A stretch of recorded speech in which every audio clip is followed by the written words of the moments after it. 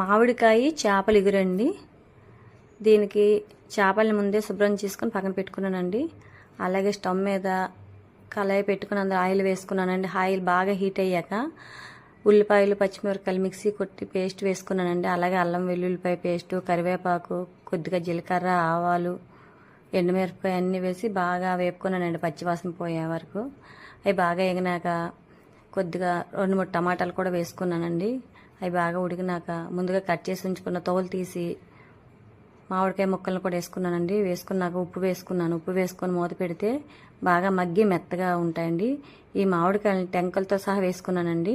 అవి బాగా దగ్గరగా ఉడికినాక చేప ముక్కలను కూడా వేసుకున్నానండి. వేసుకొని ఉప్పు, కారం, గరం మసాలా, జీలకర్ర పొడి, ధనియాల పొడి అన్నీ వేసుకున్నానండి. వేసుకొని అలాగే కొద్దిగా వాటర్ పోసుకోవాలండి. వాటర్ పోసుకొని మూత పెట్టుకుంటే చేపలు ఎగురు ఫ్రై రెడీ అండి. దీంట్లో కొత్తిమీర